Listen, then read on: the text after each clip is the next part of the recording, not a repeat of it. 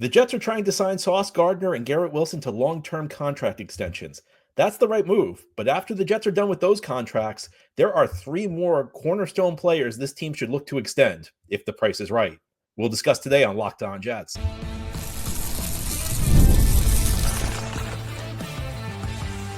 You are Locked On Jets, your daily New York Jets podcast. Part of the Locked On Podcast Network, your team every day. Welcome. This is the Locked On Jets podcast, part of the Locked On Podcast Network, your team every day. It is Tuesday, June 3rd, 2025, and I'm your host, John B. from GangGreenNation.com. Thanking you so much for making the show your first listen or first watch every day. A big shout out to you everydayers. This is a daily podcast covering the New York Jets with new episodes each day through the week, Monday through Friday. Today on the podcast, we are going to continue talking about contract extensions.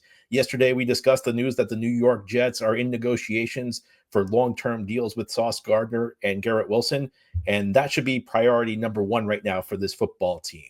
But after the Jets are able to secure long-term extensions with their two stars, I think there are three other players the Jets should look into extending if the price is right. Those players are Alijah Vera-Tucker, Breece Hall, and Jermaine Johnson. And on today's show, we're going to focus on what the right price might be for these three players. And we'll start with the guy who might be the trickiest, and that is Jermaine Johnson. He is the third of the first-round draft picks from 2022 the Jets selected, the other two, of course, being Sauce and Garrett. Like Sauce Gardner and Garrett Wilson, the Jets have picked up Jermaine Johnson's fifth-year option. So Jermaine Johnson is under contract for both 2025 and 2026. He is now 2 years away from free agency. And as is the case with the other two players we're going to discuss, he's not as important as Sauce Gardner or Garrett Wilson. Sauce Gardner and Garrett Wilson are the two key pieces of the puzzle on this football team. These are the players you absolutely have to keep. And I'm a big believer that when you have star-level talent, you do everything in your power to keep that star-level talent. I think these three guys are the next level down. So at the next level down, I want to keep them. I would stretch to keep them, but there's a price where it just doesn't make sense. And that's why it's important to figure out what that price is.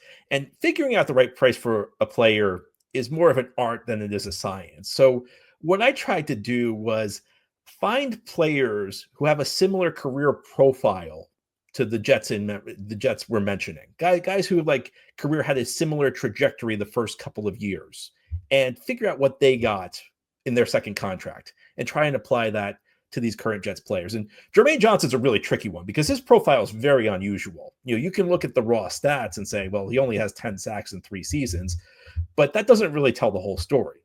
Because he had a rookie season where he was kind of a rotational guy and did a pretty solid job. I remember back in 2022, I commented frequently as every single week he made a play that was impressive. So there were real signs of promise for Jermaine in 2022, and he was overshadowed by a rookie class with a bunch of other impact players. In a normal year, he would have been a very solid first-round pick. Year 2 was his breakout season. That was the year where he recorded 7.5 sacks. He played very well against the run, actually got a Pro Bowl nod out of it. And then the third year, suffered an Achilles injury, only played 2 games. So what I tried to look for were guys who had a similar stat line the first 3 years, guys who maybe had missed some time due to injury in the first 3 years, and guys who had one real standout season, like Jermaine did in his Pro Bowl year. And there were 2 players I found that actually had a similar-ish first 3 years of their career. Now, the one catch is both of these guys were drafted way higher than Jermaine. In fact, they were both top 2 picks. But the 2 players I found were Jadeveon Clowney, who was drafted number 1 by the Texans in 2014, and Chase Young, who was drafted 2nd overall by Washington in 2020. And both these guys had a Pro Bowl season within their first 3 years. Both of them missed time due to injury, and both of them had a similar stat line to Jermaine. So right now, Jermaine Johnson has 10 sacks in 33 career games. So 10 sacks, 33 games for Jermaine. Clowney had 10.5 sacks in 31 games through his first 3 years. So 10 and 33 for Jermaine, 10.5 and 31 for Clowney. Pretty similar. Young had 9 sacks in 27 games. So 10 sacks, 33 games Jermaine, 9 sacks, 27 games for Young. So similar profile, all won Pro Bowl within their first 3 years, all missed pretty extensive time due to injuries. So this is actually a decent apples to apples comparison, even though Jermaine was drafted a little bit lower in the first round. And of course, sometimes draft pedigree does play a role in how much money you make in the open market. So the other challenging part of this evaluation is that both Young and Clowney kind of overplayed their hand, particularly Clowney, when they were about to hit the open market. And both of them had to settle for a 1-year deal on their second contract. So that kind of complicates things. So when I looked at were the next 2 contracts these guys signed, because both Clowney and Young got a 1-year contract on their second contract. So I looked at their second and their third contracts. Clowney's second contract was actually the franchise tag. So on that, he made 8.5% of the cap. The next year when he hit the open market, he got a contract that paid him about 6.6% of the cap. Young's 2 contracts were 5.1% of the cap and 6.1% of the cap. So if we throw out the franchise tag with Clowney, you have Young's 2 contracts were 5.1% of the cap, 6.1% of the cap, and Clowney's was 6.6% of the cap. So I think we can guess like 6% of the cap sounds about right for someone like Jermaine Johnson. And that would give him a contract in 2025 terms, about 6% of the cap. We're talking in the neighborhood of $17-18 million a year, which just off the top of my head, that sounds about right for a guy like Jermaine. It's not like top of the league money. It's not Myles Garrett money.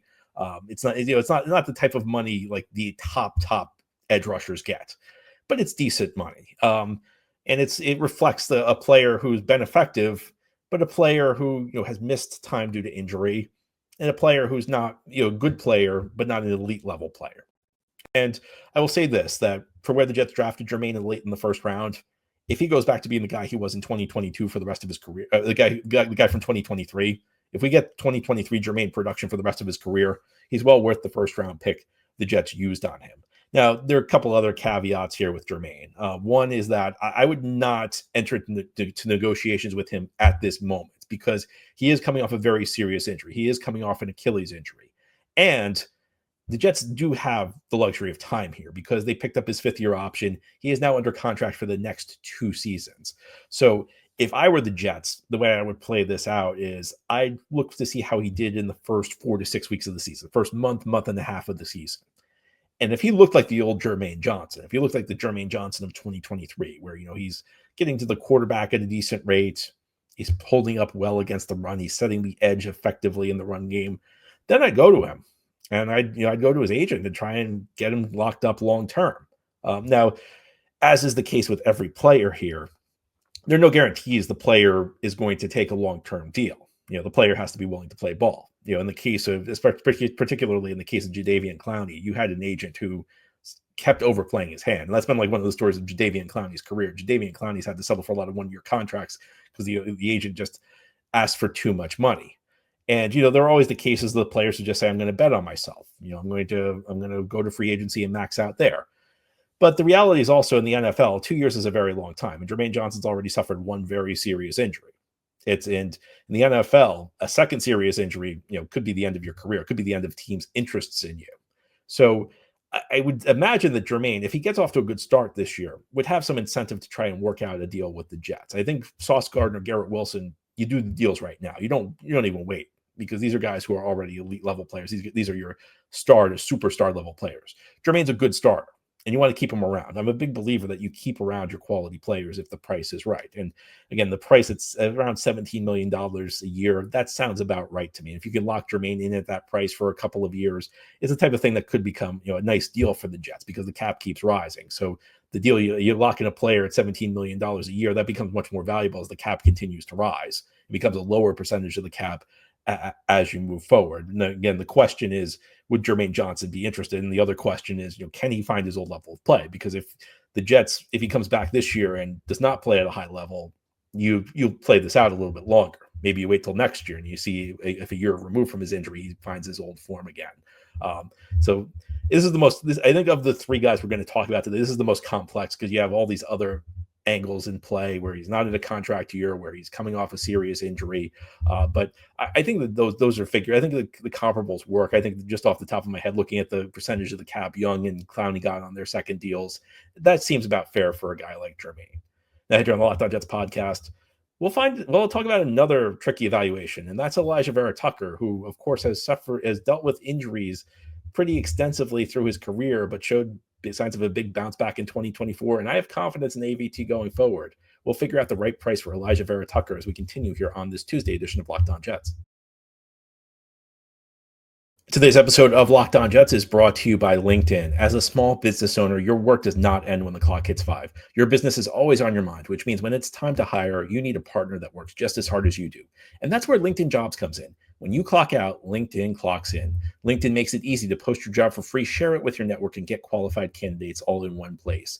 Here's how it works. You post your job. LinkedIn's new feature helps you write job descriptions and then quickly get your job in front of the right people with deep candidate insights. And here's a pro tip.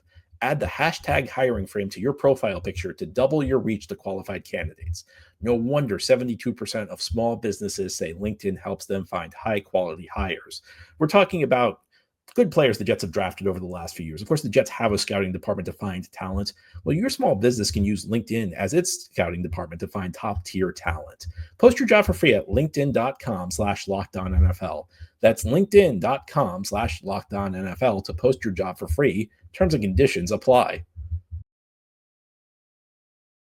Thank you so much for making Locked On Jets your first listen or first watch every day. And a big shout out to you everydayers. If you're new to the show, this is a daily podcast covering the New York Jets with new episodes each day through the week, Monday through Friday. On today's show, we are focused on homegrown Jets players who are due contract extensions. The Jets' primary focus right now is rightly on Sauce Gardner and Garrett Wilson. These are the two premium players on this roster who are approaching the end of their respective rookie contracts. But there are some other players, maybe a tier lower in importance, but still important, who the Jets should be looking to re-sign. And there's a little bit more urgency with Alijah Vera-Tucker than there was Jermaine Johnson, because as we discussed in the first segment, Jermaine Johnson has 2 years left before he hits free agency because the Jets picked up his fifth-year option. Alijah Vera-Tucker is entering his fifth year. This is his fifth-year option season, so he is going to be a free agent after the year. And like Jermaine, his profile is a little unique. It's a tad unusual, both because he's kind of changed positions a bunch during his career. He started at left guard. Now he's ever since year 2, he's been primarily a right guard, but he's also kicked out to tackle. And also he's been banged up. Only 43 starts in 4 seasons. 2 very serious injuries ended his second and third seasons, respectively. But neither of them really seemed like the types of injuries that would lead to chronic conditions. And, he bounced back and was relatively healthy in 2024, was able to hold on. So what kind of money should AVT be looking at in a second contract? Again, I look for comparable players, guys who kind of had a similar career trajectory to figure out what they got. I'm looking for players not only who are similar in quality through their first couple of years, but also kind of have a similar story. And, again, this is more art than it is science. We're just trying to kind of ballpark what a fair number is for AVT. So I found 3 players, and ironically, all 3 of these players have ties to the Jets. And the first 2 are direct comparisons.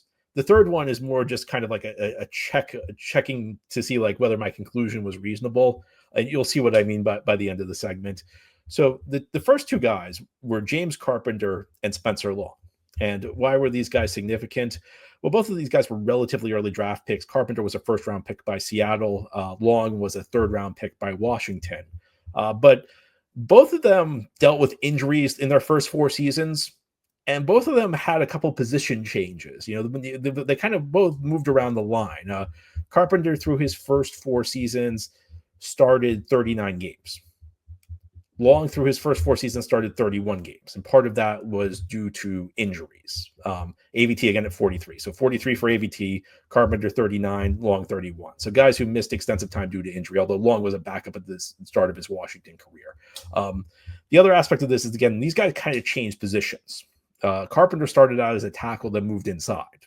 Long started out as a guard, then he moved to center. And the Jets signed him in 2018. Infamously, he was the guy that injured his hand and couldn't snap the football effectively in a game against the Miami Dolphins that year. It was a really disappointing signing, but we're really focused on fair value. And I know it's a little bit different comparing AVT, who was a guard, with Long, who was a center, but both interior linemen, both dealt with injuries early in their career, which limited their number of games played. Both kind of took a while to find a home on the offensive line. Both relatively early draft picks. So if we're looking for a ballpark figure, these 2 guys seem like a pretty decent way to go. And both of them got second contracts that were relatively similar. Carpenter's was at 3.3% of the salary cap. And what I'm doing is I'm taking the annual value of the contract and using it as a percentage of what the salary cap was in the year the contract was signed. Because, when the salary cap's $150 million, a $5 million contract is very different from $5 million in a year where it's $280 million. So I'm doing it by percentage of the salary cap. So 3.3% for Carpenter, 3.9% for Long. So that tells you, those are both similar. So let's split the difference. Let's say AVT gets a second contract worth 3.6% of the salary cap. That would, by 2025 dollars, come in around $10 million a year. And again, that seems reasonable to me. I mean, the AVT, you have a good player, but not a guy who's like a star, not a Pro Bowler, certainly not an All-Pro, just a really good offensive lineman. So that seems fair to me. But I had a third player that kind of helped me spot check this. It is this guy with a somewhat similar profile to AVT, although different career path. Obviously, it's Mekhi Becton, who suffered injuries early in his career. As you probably remember, Becton essentially missed his entire second and third seasons. The second season, he got injured the third quarter of week 1, missed the rest of the year. The third season, he got injured in training camp, missed the entire season. So Becton only had 30 starts across his first 4 seasons. He then went to Philadelphia, and after moving from left tackle to right tackle to left tackle with the Jets, he moved to guard in Philadelphia. His 5th year played pretty well for the Eagles. They won the Super Bowl. He signed a contract this offseason. Now, he's 1 year deeper into his career than AVT. He's 5 years versus AVT 4 years. But what he got in the open market this offseason? $10 million with under the 2025 salary cap. So I think my numbers actually work out pretty well. I estimated based on the Long and Carpenter contracts, guys with similar profiles. AVT probably worth about $10 million right now. And then the third guy with relatively similar profile, Becton, gets $10 million. I like that number. There is one complicating factor here, and it goes beyond AVT's injuries, is that AVT is playing on his 5th-year option this year, and that's $15 million. And this goes, we could go back a year to the Jets picking up AVT's 5th-year option. I was a skeptic at the time. And the way this is played out kind of shows you why, because he's entering a year where he's going to make $15 million when, there's a reason that I understand, I'm using subjective analysis to come up with this figure. I know, I'm not crunching hard numbers here, but I think there's a pretty good argument to be made that he should only be making $10 million. And this goes back to, the whole problem I had with the Jets picking up AVT's 5th-year option, which was, even if he had a good 2024, which he did, he probably would not be making $15 million on the open market. Now, the counter to that, and it's a good argument, is by picking up the 5th-year option, the Jets guarantee AVT is going to be on the team this year in 2025. Whereas if they didn't pick it up, he would have been a free agent last year. And maybe he gets $10 million, but maybe it's from a team that's not the Jets. So you guarantee for that extra $5 million, you guarantee he's going to be on the team in 2025. That's a fair argument if you want to make it. I do think it complicates things though, because AVT is looking at $15 million guaranteed. So maybe you have to push it up a little bit. Maybe you have to push it up to say $12 million a year. I still don't think that's an outrageous number for AVT. I understand people are going to be concerned with the injuries, but for a guy of his age, I don't think that these for a guy who plays his position, I don't think these are career-altering injuries. I think if he played tackle, there might be, especially the Achilles injury could limit his mobility, but since he's playing guard, mobility is not as important because he doesn't have to protect the edge. When you play tackle, you're one-on-one on the outside against explosive edge rushers. When you're playing guard, you have help on either side of you. You don't need to get out as far as a tackle does. So I don't think the Achilles injury is as big of a deal. And I think he bounced back and had a good season in 2024. So the question is, is AVT willing to play ball? It's a little bit tougher when the guy's a year away from free agency because, Jermaine Johnson's looking at this, and Jermaine Johnson has 34 games before he becomes a free agent. 34 chances to suffer an injury. AVT, you're only at 17 games. And the deeper you get into the season, the closer you are, the less sense it makes to not hit the open market and put yourself up for the highest bidder. So a little bit tougher. I think that this one has a little bit more urgency. The question is whether AVT will play ball, but number I have is around $10 million. Now, ahead here on the Locked On Jets podcast, we will tackle an age-old question. Should you give a running back a second contract? With Breece Hall, it depends on how much he wants, because I think he makes sense at a certain price for this Jets team, and I'll tell you what that price is as we continue here on this Tuesday edition of Locked On Jets. This is the Locked On Jets podcast here on this Tuesday. We're talking about Jets players with contracts that will expire in the next 2 years who the team should be looking to extend after they get deals done with Sauce Gardner and Garrett Wilson. And I'll end with a kind of controversial player, Breece Hall. And I think a lot of the controversy around Breece is the position he plays, because there is a school of thought that you shouldn't pay running backs a second contract. That's something that's been going around in the league the last couple of years. And it's part of like a 3-decade trend of the running back position being devalued.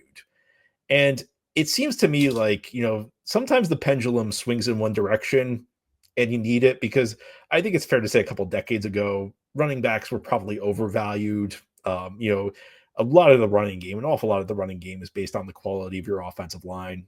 Of course, there are the real great backs. They're the genuine difference makers, the Barry Sanderses, the Walter Paytons, who, genuinely changed the game.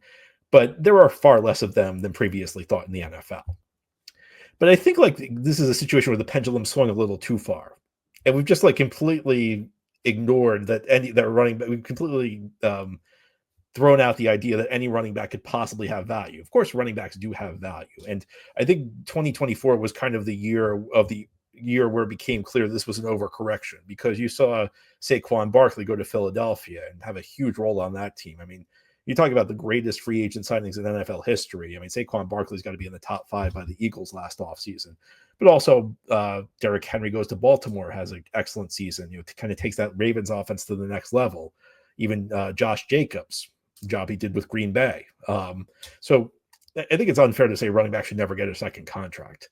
I think it comes down to the price with Breece. And I'll be honest with you, I've been Breece's biggest fan through his 3-year career, but even I'm at a point where I can't really argue Breece is like an elite difference maker. But I think he's a good back. I think he adds a home run threat to this offense, and there really is not another home run threat on this offense. Garrett Wilson's the number 1 guy on this offense. I think Breece Hall is the second guy.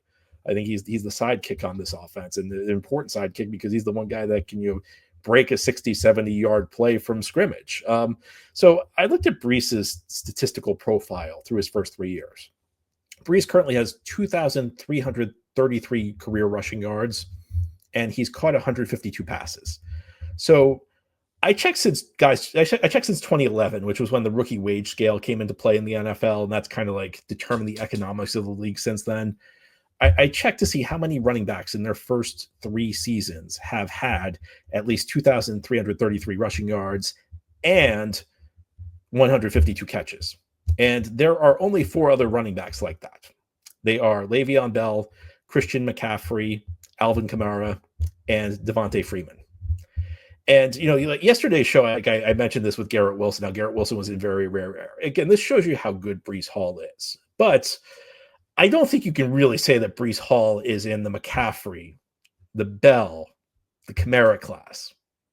I think he's more like Devontae Freeman, a good back, a guy who's a good threat to catch the ball out of the backfield.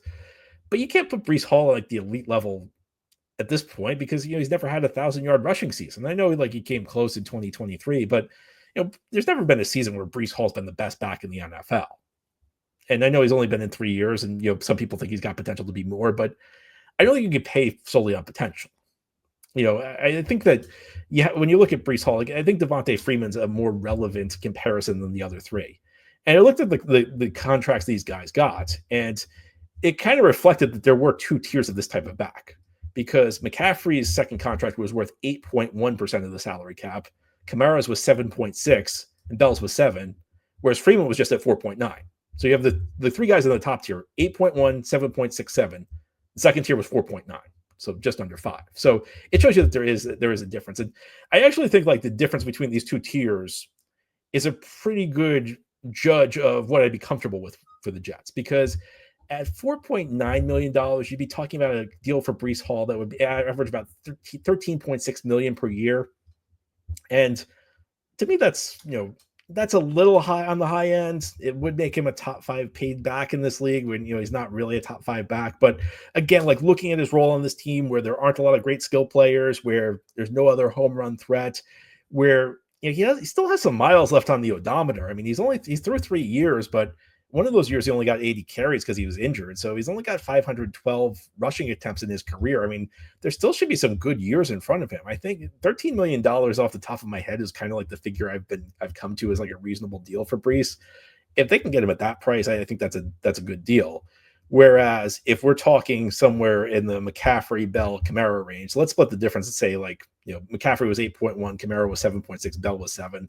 Let's split the difference and say we give Breece 7.5% of the salary cap. That puts him at just about $21 million a year. That's like Saquon Barkley money. Now, some of you may say, well, Breece has the potential to be like Saquon Barkley. Some of you may note that, Barkley was a guy who did not really reach his full potential with his first team, the New York Giants, then went to Philadelphia and made the Giants look terrible. And maybe Breece will do that. And look, I do think Breece is a talented back. Now, I think there are some flaws to his game. I think that he's not great at reading blocks. But when you have the explosive ability of a Breece Hall, I don't think you can rule something like that out. But that's all the more reason to try and pay him closer to 13 than it is to pay him 21. Because if you pay him 13 and he has that kind of breakout, it's a huge bonus. You suddenly have one of the best contracts in the league. On the other side of the ball, that's what happened with the Jets and Quincy Williams a couple of years ago. Jets paid Quincy Williams like, an okay starter, and then he became a star. And suddenly the Quincy Williams contract became one of the best deals in the league. If you pay Breece like Saquon Barkley, you're essentially betting, you essentially need him to up his level of performance from what he's done the rest of his career. And sometimes that happens, but more often it doesn't. And then it's a disappointment if he doesn't become Saquon Barkley. If at around $13 million a year, if he's just Breece Hall, it's not a bad deal for the Jets. If he's at $21 million a year and he's just Breece Hall, it's not a good deal for the Jets. If he's at $13 million and he turns into Saquon Barkley, it's an amazing deal for the Jets. If he's at 21 and turns into Saquon Barkley, well, I guess it's a good deal, but it's there's no real value in it. So, I think that like every player has his price. And particularly when you're talking about like that second tier of guy, I think like Sauce Gardner or Garrett Wilson, the price that would be too high would be very, very high. It would be like they'd have to be asking for something outrageous that no team would give them. Whereas the second tier, your Jermaines, your AVTs, your Breeces, these are guys the Jets should try and keep. But there's a price where it makes sense. And I think that we found some pretty good historical guides for the amount of money these guys should be making, because we found players with similar profiles to the first couple of years of their career and figured out what they were able to gather on the market. So I think these are fair prices.